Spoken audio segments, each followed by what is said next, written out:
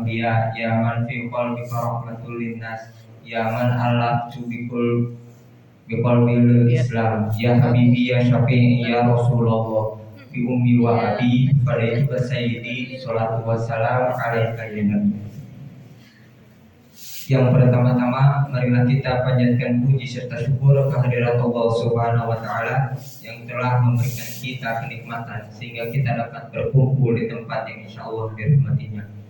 Tak lupa salawat serta salam semoga Allah tetap mencurah limpahkan kepada Nabi kita Nabi Muhammad Sallallahu Alaihi Wasallam.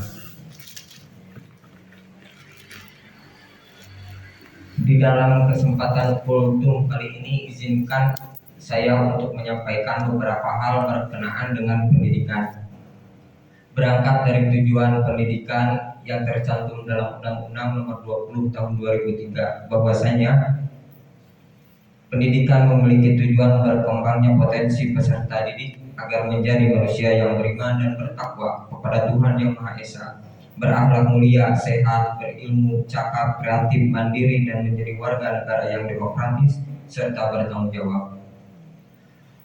Perlu diketahui kawan-kawan bahwa di dalam tujuan pendidikan kali ini setidaknya ada 3 hal yang mencakup nilai-nilai ruhaniah kita, yakni beriman, bertakwa kepada Tuhan Yang Maha Esa dan berakhlak mulia.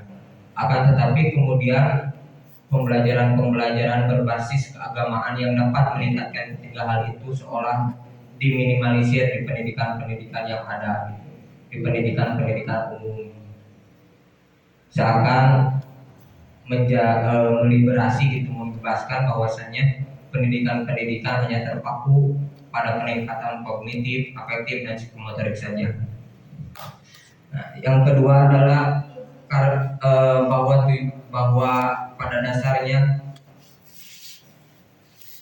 apa yang menjadi produk daripada pendidikan itu kesalahannya adalah ketidakmampuan untuk mengendalikan diri di lingkungan kita semua. Bahwa salah satu aspek yang mempengaruhi kognitif daripada siswa adalah lingkungan gitu. Seakan kita dipengaruhi, bukan kita mempengaruhi lingkungan gitu. Nah, yang ketiga adalah kalau kita berbicara pendidikan hari ini, dampak dari diliberasinya konsep pendidikan adalah degradasi moral. Kita banyak temui hari ini bahwa pelecehan terjadi di dunia pendidikan, bukan hanya sekedar pelecehan jabatan, akan tetapi pelecehan moral itu sendiri, di mana terjadi satu penyimpangan yang kiranya itu tidak hadir dalam dunia pendidikan, antara hubungan guru dengan murid dengan guru, dan juga murid dengan murid.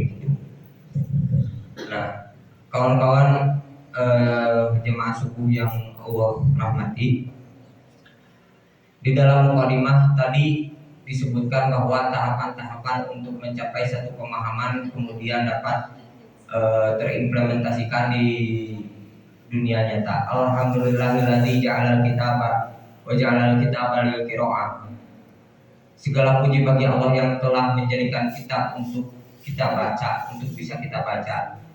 Wa ja'alal qiraah lil hafidho. Kemudian apa setelah dibaca kita hafal gitu.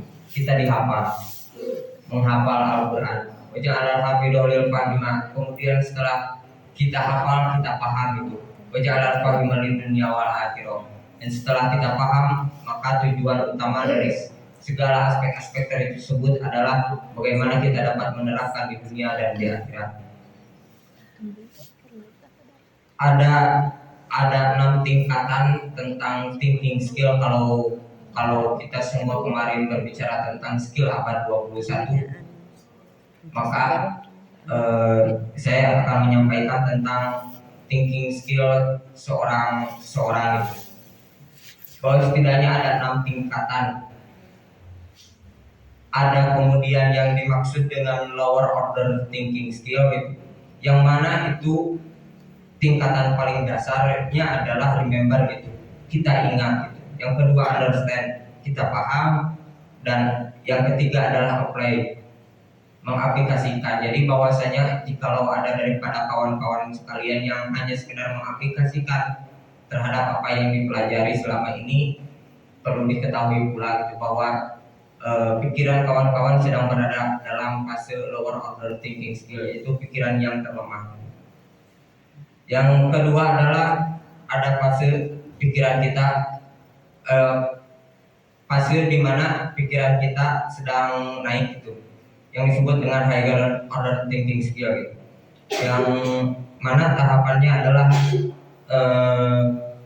yang pertama adalah analisis gitu, yang kedua evaluasi, dan yang ketiga create gitu. Bagaimana kita dapat menciptakan sesuatu gitu.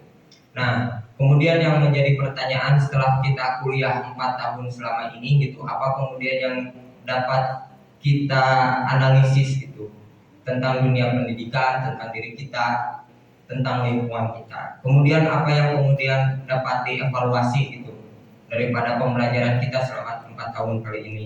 Terus create, yang terakhir adalah tingkatan yang terakhir adalah create itu, membuat itu, menciptakan.